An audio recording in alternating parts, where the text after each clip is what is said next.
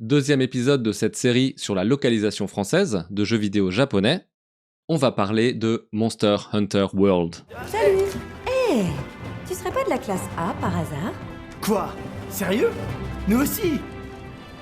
Hé, comment tu t'appelles?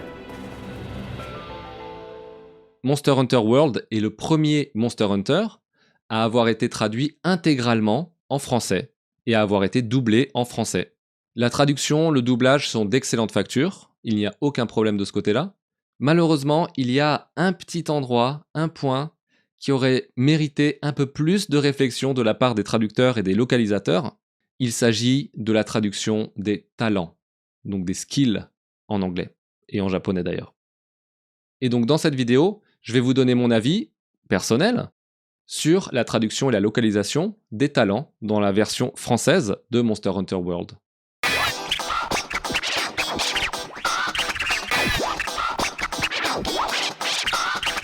Donc, que sont les talents? C'est plus ou moins les compétences du personnage, donc qui lui servent à se battre, tout simplement, ou à explorer le monde autour de lui.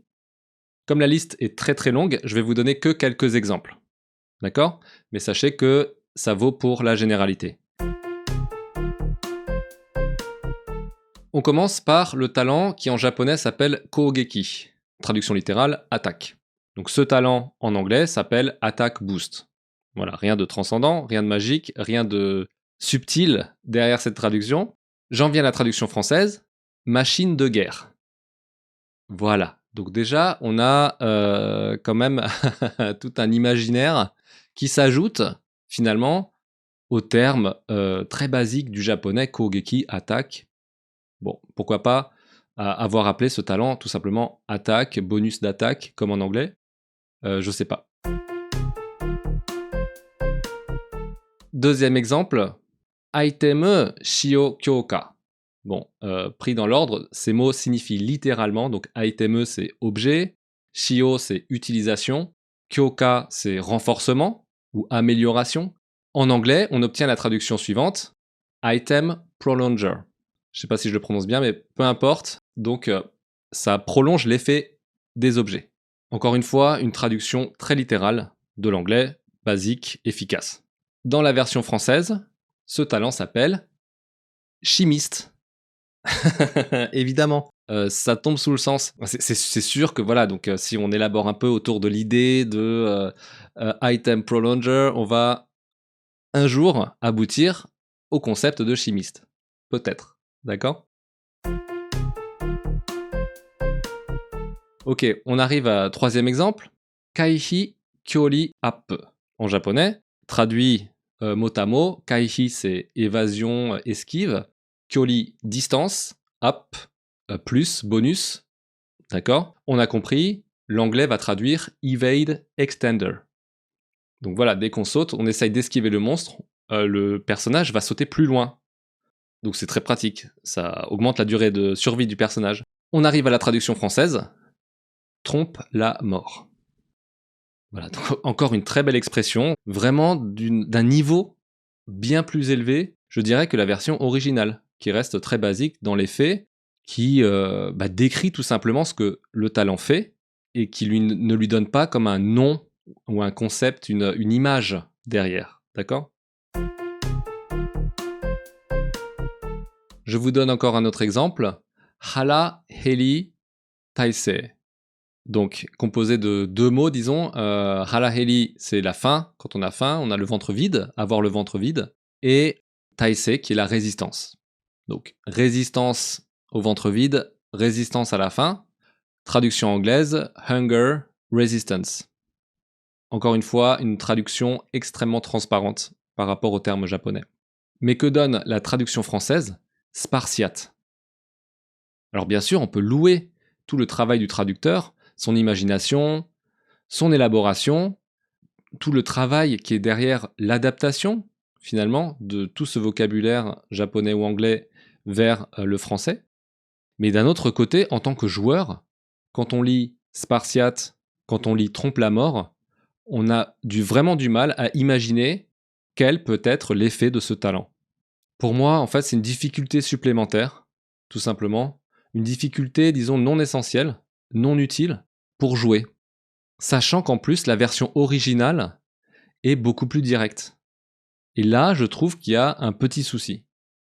Alors je connais pas la raison, je sais pas pourquoi les traducteurs ont choisi d'élaborer à ce point les termes pour les talents, plutôt que d'en faire une traduction littérale comme l'anglais. Mais malheureusement, je trouve que ça a un effet un peu négatif, un peu néfaste sur le gameplay. Personnellement, c'est mon avis personnel. J'imagine qu'il y a des joueurs qui s'en sortent très bien. Il y a aussi des couleurs sur les talents, donc ça peut aider. C'est un moyen mnémotechnique aussi. Mais vu qu'il y a des dizaines de talents dans ce jeu, pour moi, c'est beaucoup plus simple d'avoir une traduction ou un terme transparent qui signifie directement l'effet. D'autant que c'est le parti pris par la version originale.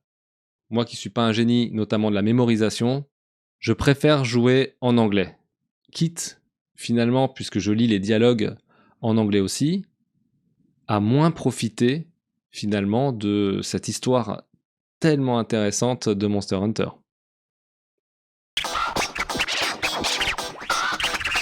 Il y a quand même quelques exceptions.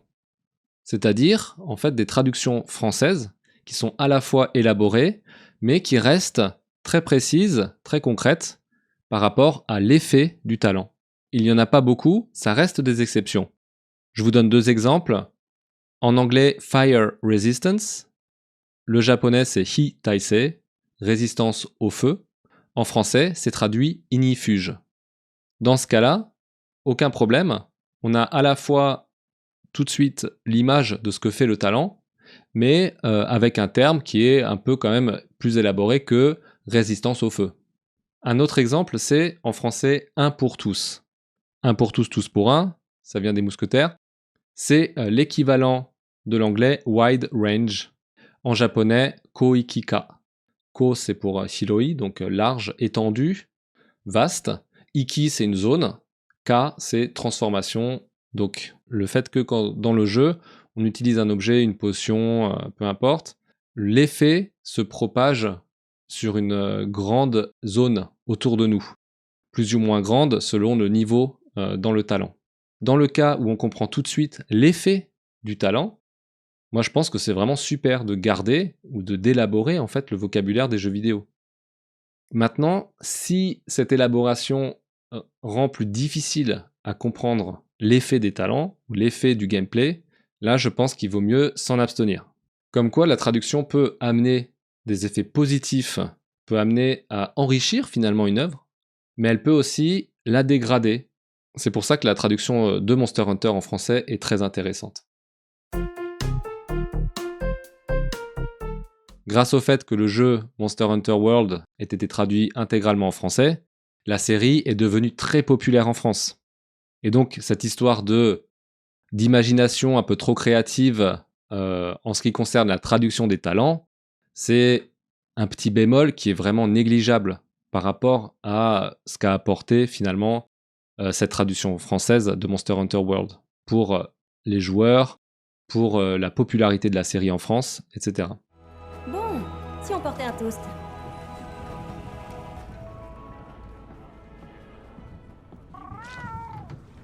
Haha, à la classe A, on est les meilleurs.